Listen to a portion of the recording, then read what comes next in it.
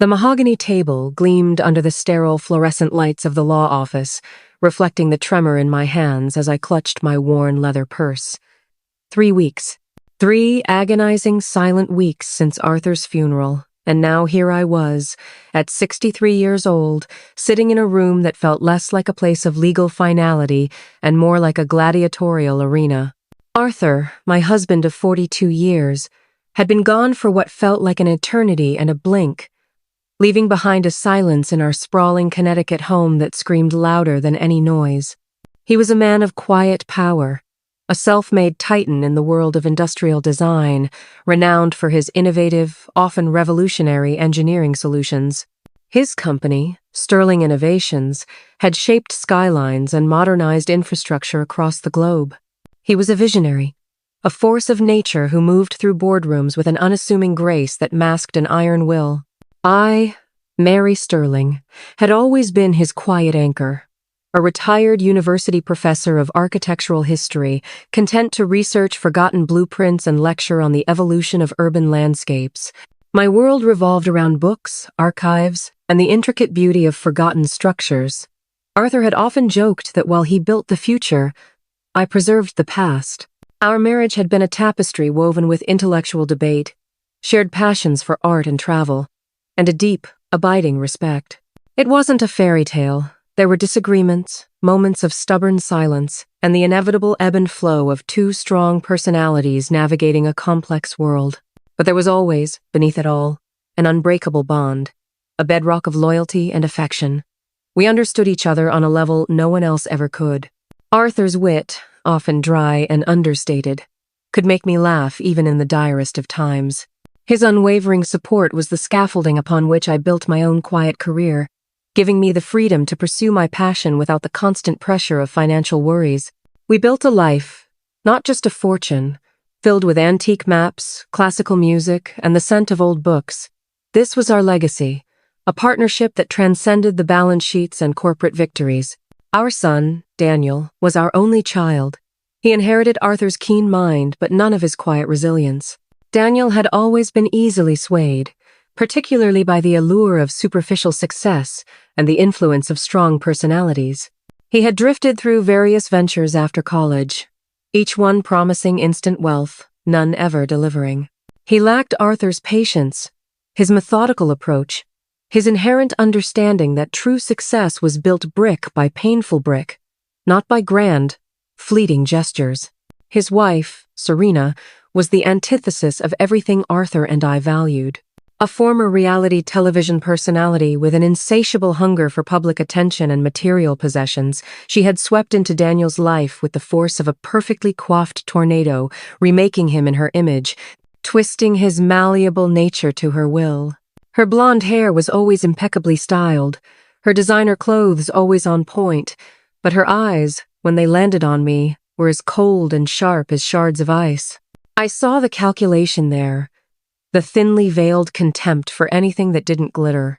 She was a woman who measured worth in carats and follower counts, a stark contrast to my world of dusty manuscripts and quiet contemplation. In the last year of Arthur's life, as his health slowly declined, Serena's visits to our home became more frequent, more intrusive. She would hover, her presence a jarring discord in our peaceful existence. She'd push for modernizing the household staff, suggesting new nurses who were more discreet, attempting to isolate Arthur from long-time employees who might notice her increasing control. She'd casually mention optimizing Arthur's financial portfolio, urging Daniel to get power of attorney, all under the guise of reducing stress for my ailing husband. Arthur, weakened by his illness, would simply sigh, his energy dwindling with each passing day. He trusted me implicitly, but even his formidable will seemed to falter under Serena's relentless honeyed manipulation. I watched, a quiet observer, as her influence grew, a chilling premonition settling in my heart. She was a predator, circling, waiting for the opportune moment to strike, and I was just the old lioness, guarding her fading mate, too weary to roar. My hands continued to tremble, a subtle quake that I hoped no one else in the room noticed. Across the polished table sat Daniel, my son. He wore a crisp, tailored suit that seemed to swallow him whole, and his eyes, usually quick to meet mine, now darted nervously, settling on anything but my face. He offered a weak, almost imperceptible smile, a fleeting gesture that spoke volumes about his discomfort. He chose a chair across from me, creating a physical and emotional distance that mirrored the chasm that had grown between us over the years, widened by Serena's insidious influence. Then, the door opened, and she swept in. Serena. She moved like she owned the very air in the room. Her designer dress, a stark black that cost more than my first car, rustling with her every confident stride. Her blonde hair was pulled back into a severe bun, emphasizing the sharp angles of her face, giving her an almost predatory look. "Daniel, darling," she cooed, her voice a syrupy, sweet melody that grated on my nerves as she perched on the armrest of his chair, a manicured hand resting possessively on his shoulder. She glanced at me, her blue eyes, devoid of warmth, passing over me as if I were a ghost, an inconvenient specter in the room. "Mary," she finally uttered. The sound of my name, a barely veiled sneer, as if it were a distasteful word on her tongue. It was a calculated insult, a deliberate act of dismissal. I forced a smile, a brittle facade, determined not to let her see the raw wound her presence opened. Arthur had always been my buffer, the calm in the storm of Serena's ambition, somehow managing to maintain a semblance of peace between us. Without him, I felt utterly exposed, vulnerable to her carefully orchestrated cruelty. Mr. Albright, Arthur's longtime attorney, a kind man in his early 70s with a shock of white hair and a perpetually worried expression, entered the room, his worn leather briefcase clutched in his hand. He sat at the head of the table, his face somber, a silent acknowledgement of the weight of the occasion. "Thank you all for coming," he began, his voice a low rumble, as he adjusted his thin-rimmed glasses. "I know this is a difficult time, but we need to address Arthur's final wishes regarding his estate." Serena leaned forward, her eyes gleaming with an almost unholy anticipation. "Of course, Mr. Albright," she purred. "We're ready to hear everything." The way she emphasized "we," as if Daniel and I were a single, united front, or more accurately, as if I didn't exist, sent a fresh wave of nausea through me. I shifted uncomfortably in my chair, suddenly feeling like an intruder in my own life, an unwelcome guest at the reading of my own husband's will. My heart pounded, a frantic drumbeat against my ribs, a prelude to the inevitable confrontation. I took a slow, deep breath, anchoring myself in the present, bracing for the storm I knew was coming. I was Mary Sterling, and I had faced down far worse than a manipulative daughter-in-law. Mr. Albright cleared his throat and began to read. As the familiar legal jargon filled the sterile air, my mind drifted, replaying snippets of the last year with Arthur. He'd become increasingly frail, his formidable mind clouded by medications and the relentless progression of his illness. Our conversations, once sharp and engaging, had become fragmented. He'd repeat himself, forget recent events. His eyes, once so clear and perceptive, often held a distant, confused look. Serena, sensing this vulnerability, had intensified her campaign, subtly, insidiously. She'd intercepted calls, controlled his visitors, even changed his medication schedule, claiming it was for his comfort. But in reality, it was to keep him sedated, compliant. I had watched, heartbroken, as the man I loved, the man who had built an empire with his intellect, was slowly, deliberately disempowered. I remember one particularly harrowing evening, about 2 months before Arthur passed. I'd found him in his study, a room he cherished, filled with his first edition engineering texts and a model of his first groundbreaking invention. He was staring blankly at a complex financial document, his brow furrowed, a pen clutched in his shaking hand. "Mary," he'd whispered, his voice weak. Did I sign this? It doesn't feel right." His eyes, usually so sharp, were clouded with confusion, and a sheen of fear coated his pallid skin. He looked lost, utterly adrift in a sea of numbers and legalese. Before I could truly examine the document, Serena had materialized at the doorway, a sweet smile on her face. a tray with his evening tea in her hands. "Oh, Arthur, darling, you shouldn't be troubling yourself with these old papers," she'd cooed, her voice a silken thread, as she gently, but firmly, removed the document and the pen from his grasp. "It's all taken care of. Daniel and I are just tidying up a few things for you. Don't you worry your head about it." She then steered him firmly towards his armchair, urging him to drink his tea, which seemed to almost immediately send him into a deeper state of drowsiness. I tried to talk to Daniel about it, to express my growing concerns about Serena's manipulative presence, about the way she seemed to be isolating Arthur. He just shrugged, avoiding my gaze. "Mom, you worry too much," he'd said, his voice flat, dismissive. "Serena's just trying to help Dad. He's not as sharp as he used to be.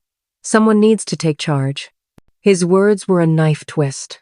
Not just dismissing my worries, but dismissing Arthur's capacity, echoing Serena's insidious narrative. It was in that moment, seeing the complacency in my son's eyes, the way he had so easily fallen under Serena's spell, that a cold dread settled deep in my bones.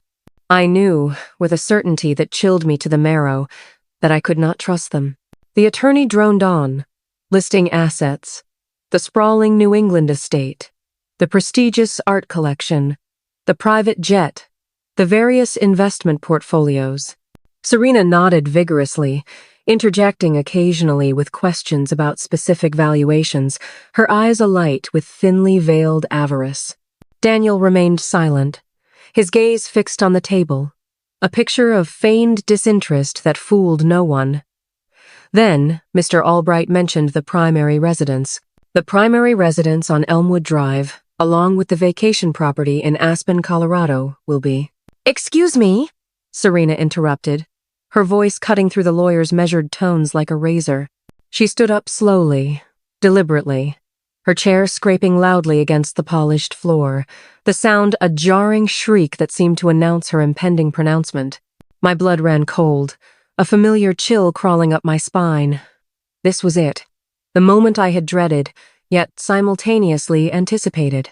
She turned to face me, her perfectly made-up face contorted into a mask of cruel satisfaction, her blue eyes colder than winter ice. "I think there's been a misunderstanding here, Mr. Albright." I blinked, confused, though a terrifying clarity was beginning to dawn. "What do you mean?" I managed to whisper, my voice barely audible. Serena's smile widened, a predatory, self-satisfied grin that sent shivers down my spine. "This meeting is for heirs only," she announced, her voice ringing with triumphant malice, designed to be heard, to inflict maximum humiliation. "Family members who actually have a legal right to Arthur's estate."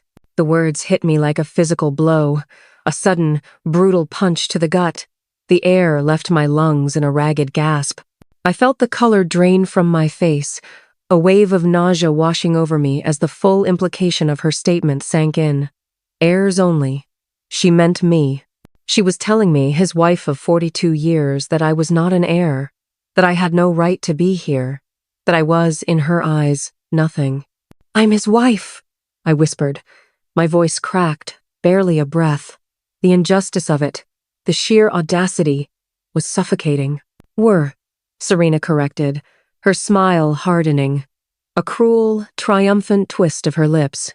"You were his wife, Mary, but now you're just someone who happened to live in his house."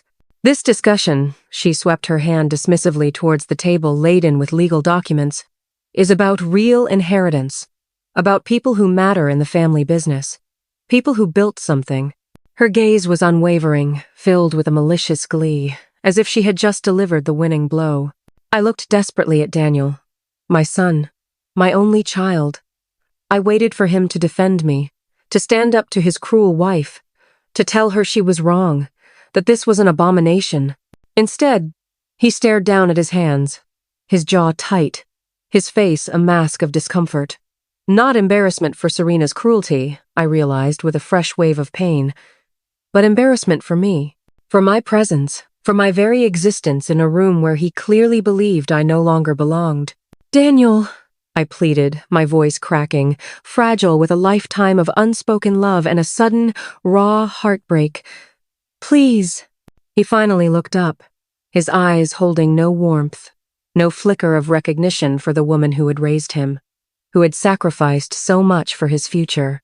His gaze was cold, distant, a stranger's. "Maybe it would be better if you waited outside, Mom," he mumbled, his voice flat, devoid of emotion. "This is really about the business assets and property transfers. It's complicated."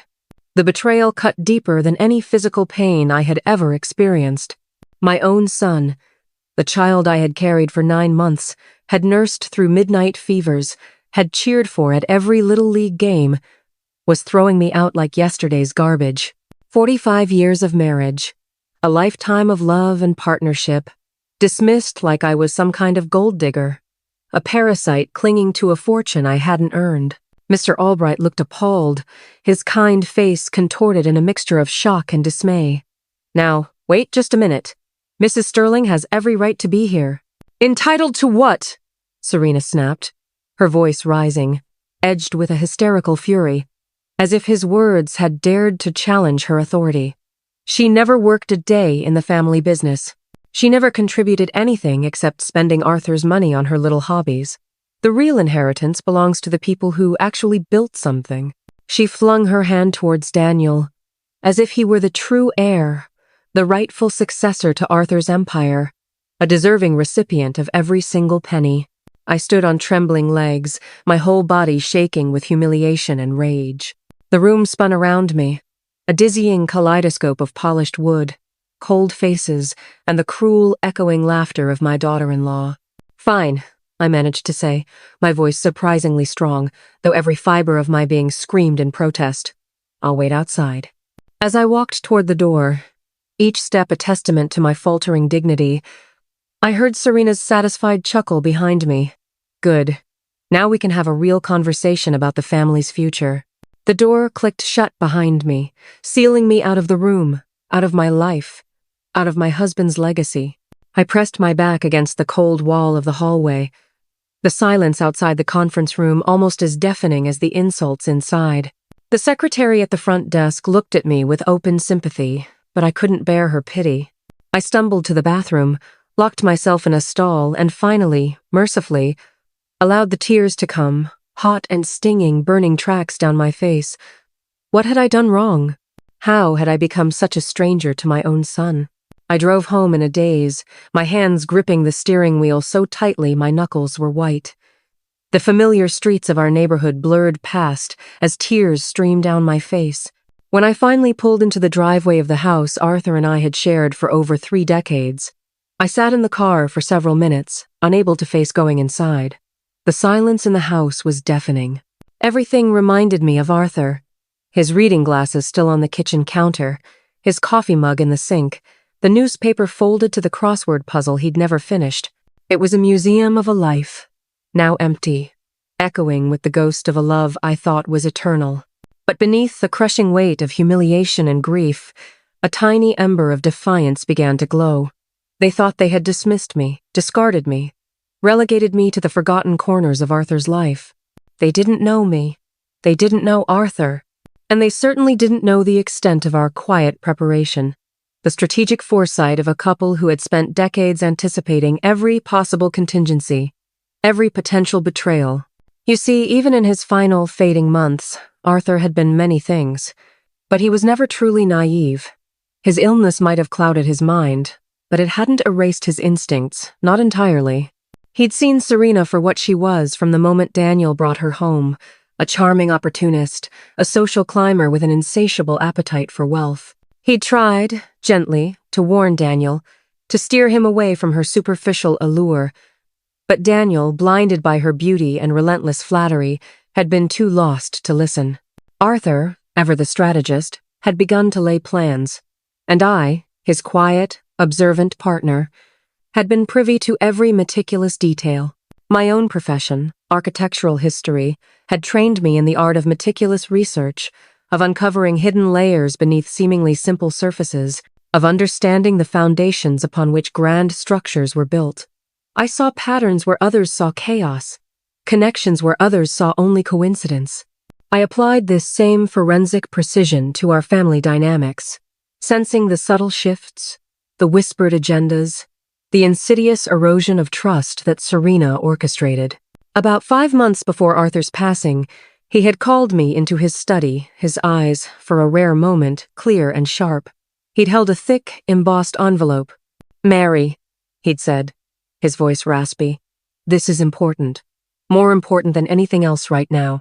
He explained that he'd had a new will drawn up, an ironclad document designed to protect his legacy, and more importantly, my future, from any potential machinations. He spoke of contingencies and protections, his voice low, almost conspiratorial.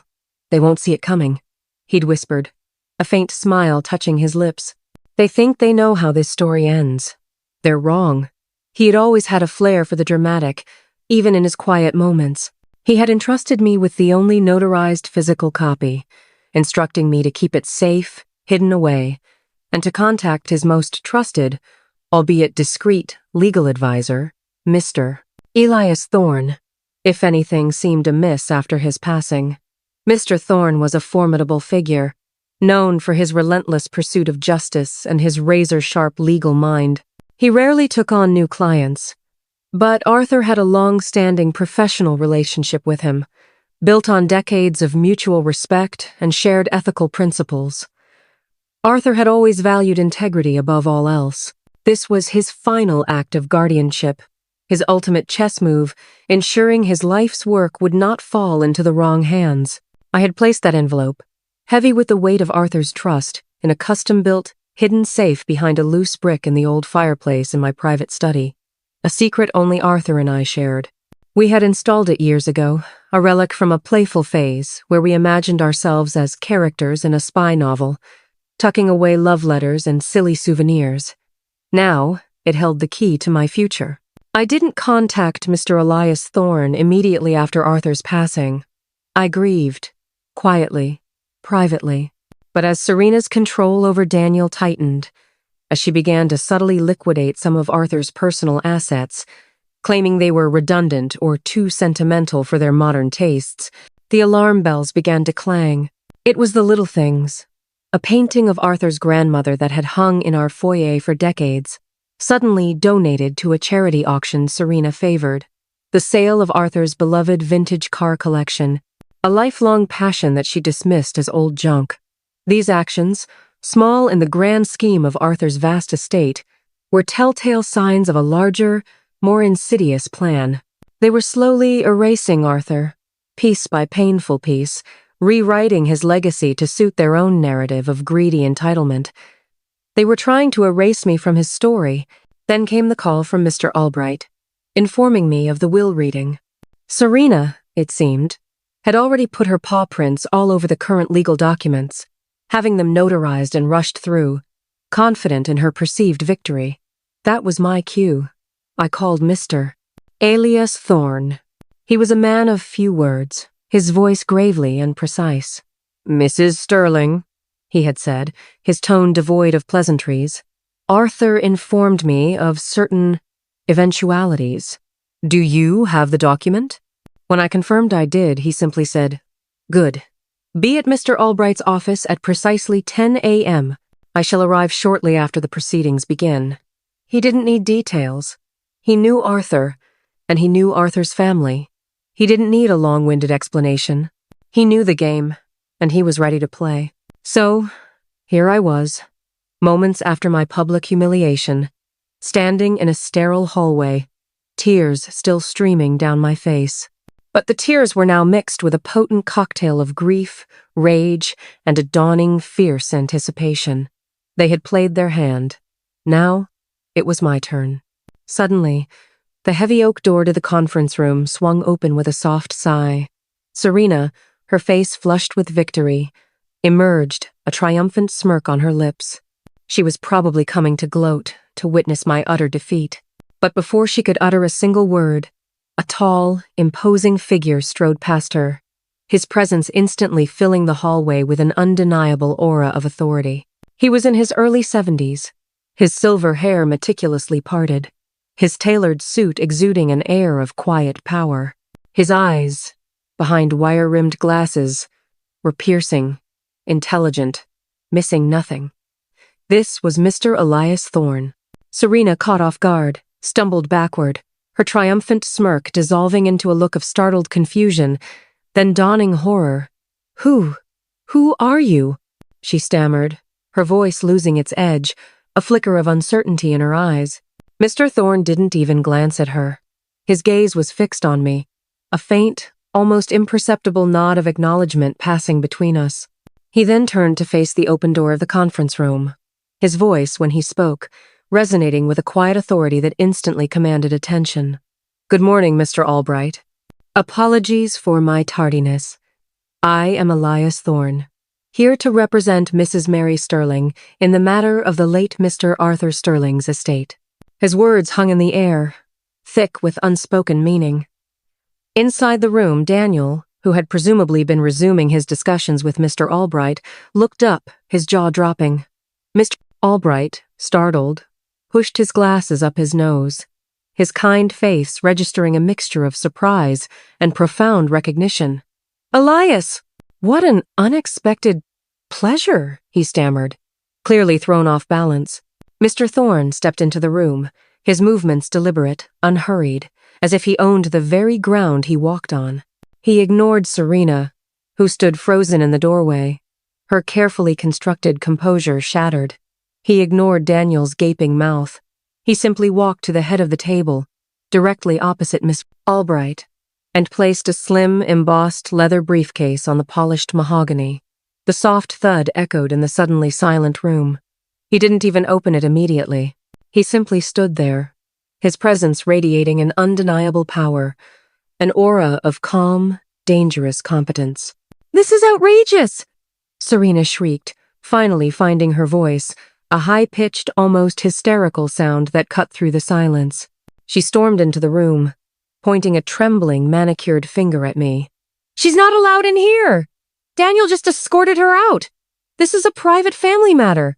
Mr. Thorne finally turned, his piercing gaze sweeping over Serena, a cool, appraising look that seemed to strip away her carefully constructed facade, exposing the raw, ugly greed beneath. "Madam," he stated, his voice a low, gravelly rumble, utterly devoid of emotion, "your understanding of family matters and legal rights appears to be fundamentally flawed, Mrs. Sterling is not merely a guest here. She is the rightful executor and primary beneficiary of Mr. Arthur Sterling's estate, and I am here to ensure that his true, final wishes are not only honored but defended with the full force of law." He then opened his briefcase. Slowly, deliberately, he extracted a single, aged envelope. It was the very same envelope Arthur had handed me months ago, the one I had hidden in the fireplace safe. He laid it flat on the table, its embossed seal a stark contrast to the gleaming modern documents that had just been read. "Mr. Albright," Mr. Thorne continued, his voice unwavering, "I believe you will find this document to be Arthur Sterling's last valid will and testament, notarized and executed 11 months ago, well before his cognitive decline rendered him incapable of making such decisions. This document explicitly outlines his true intentions, leaving the entirety of his estate, including Sterling Innovations, the family residences, and all financial assets, to his beloved wife, Mary Sterling, with specific, minor bequests to certain charities and longtime employees, as well as a trust for his son, Daniel, contingent upon his demonstration of financial prudence and ethical conduct, and only upon his separation from his current spouse. Silence. A profound, absolute silence descended upon the room, broken only by the frantic beat of my own heart. Daniel's face, which had been pale with embarrassment, now turned ashen, a sickly green hue replacing the color. His jaw, still hanging open, seemed to lose all tension, his eyes wide with a dawning horror. He looked at Serena, then at me, then at the envelope, a deer caught in headlights. He finally understood the trap they had walked into, the depth of Arthur's foresight. Serena's reaction was more visceral, more theatrical. She let out a strangled gasp, a sound caught somewhere between fury and sheer disbelief. Her eyes, fixed on the envelope, bulged, and she took a step back, as if the document itself was a venomous snake poised to strike. No! She shrieked, her voice rising to a hysterical crescendo. This is a forgery, a lie. Arthur would never, he hated her. He told me he was cutting her out of everything. This is impossible. She looked wildly at Daniel, as if seeking validation. A desperate, final grasp at her crumbling reality. Mr. Thorne remained impassive, his gaze steady, unwavering. Madam, we also have sworn testimony from independent medical personnel, supported by detailed medical records and physician's notes, he stated, his voice devoid of emotion, indicating that Mr. Arthur Sterling exhibited severe cognitive decline, rendering him legally incapacitated for over 2 months prior to the execution of your so-called new will. Any changes made during that period are, by law, null and void. Furthermore, he continued, pulling out a thick file of impeccably organized documents, each one a nail in their coffin, we have comprehensive forensic financial logs detailing suspicious transactions and asset transfers initiated by you, Miss Serena Vance, and your husband, Mr. Daniel Sterling, during that same period. These transactions, made under duress and exploitation of a vulnerable individual, will now be subject to a full federal investigation for elder abuse and blatant financial fraud. I believe you will find the evidence, meticulously compiled, to be quite irrefutable. He laid out a complex diagram of shadowy offshore accounts, shell corporations, and suspiciously large, untraceable cash transfers, a digital breadcrumb trail I had painstakingly uncovered in the weeks following Arthur's death. Using the advanced cyber forensic skills I had cultivated in my former life as a digital archivist for the National Security Agency, a detail only Arthur had ever known, a secret life I rarely spoke of. Daniel finally found his voice, a choked, desperate whisper. No, Mom, you can't! His face was a contorted mess of fear and accusation, as if I was the one who had betrayed him. On the contrary, Daniel, I said, my voice calm, steady, infused with a power I hadn't felt in decades. My gaze was fixed on him, my son, the boy I had raised, now a stranger. I am merely ensuring your father's true wishes are honored, his final, lucid intentions respected. Unlike some, I don't need to rewrite history or prey on the vulnerable to get what I deserve. Your father left me a legacy, not just an inheritance, and I intend to uphold it. And I will not allow you or your wife to desecrate his memory with your greed. Mr. Albright, looking utterly stunned, was rapidly flipping through the documents Mr. Thorne had provided, his face growing paler with each page. He was a seasoned professional, and he recognized the ironclad nature of the evidence, the meticulous detail, the irrefutable truth. He looked at Serena and Daniel, then back at Mr. Thorne and me, his eyes now filled with a mixture of professional respect and a dawning sense of grim inevitability. I'm afraid, Mr. Thorne has presented compelling, irrefutable evidence, he stated, his voice now firm, authoritative, that calls into question the validity of this most recent will. Given the gravity of these accusations, the comprehensive financial documentation, and the damning medical reports, I have no choice but to recommend we proceed immediately with the prior will and initiate an immediate, formal investigation into the circumstances surrounding the alleged changes and the suspicious financial activities. This is beyond my office's jurisdiction now. This will require federal involvement. Serena let out a guttural scream, a primal sound of utter defeat and rage. She lunged forward, her hand outstretched as if to snatch the documents. But Miss Thorne, with surprising agility for a man his age, calmly placed his hand over the papers, blocking her. Daniel, meanwhile, slumped back in his chair, defeated, his face buried in his hands, utterly shattered. Their carefully orchestrated scheme had crumbled, exposed by the quiet woman they had underestimated, the mother they had tried to erase, the widow they had tried to strip bare.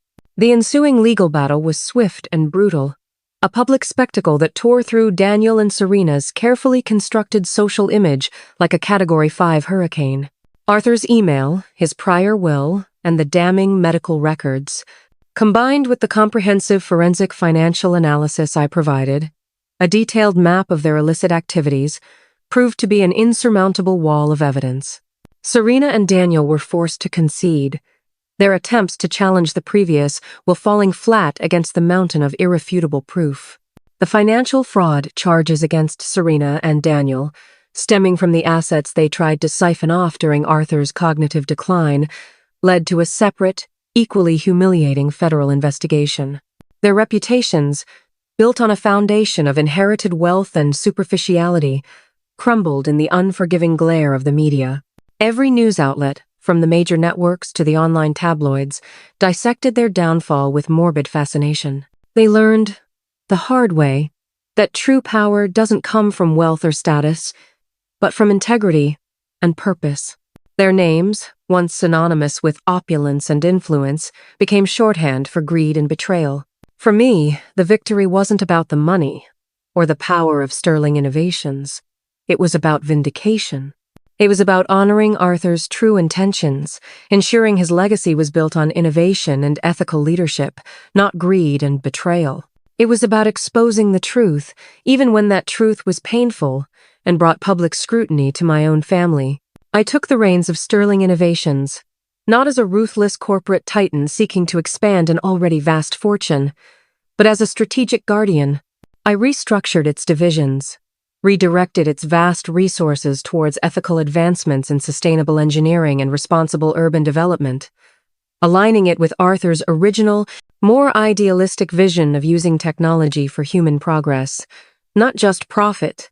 I established a new foundation, using a significant portion of the inheritance, dedicated to supporting caregivers and families dealing with cognitive decline, ensuring others wouldn't suffer the same exploitation Arthur did. It was a form of atonement, a way to mend the broken pieces of my husband's final years, to turn a personal tragedy into a force for good. My relationship with Daniel and Serena evaporated, replaced by a cold, permanent silence. They tried to salvage what they could of their social standing, but the taint of scandal clung to them like a shroud. I heard through hushed whispers that Daniel's attempts at new ventures collapsed, his reputation for weakness now viewed as incompetence, his former associates abandoning him. Serena's carefully curated social media empire imploded. Her sponsorships dried up, her perfectly constructed online life exposed as a fragile facade, her followers dwindling as her carefully engineered image disintegrated. She retreated from public life, her lavish mansion becoming her gilded cage, a monument to her greed and her ultimate defeat. They were left with the hollow shells of their ambition, stripped of the power they had so desperately craved. My life, once defined by quiet scholarship and intricate historical puzzles, transformed. I became a leader, navigating the complex world of corporate ethics and innovation.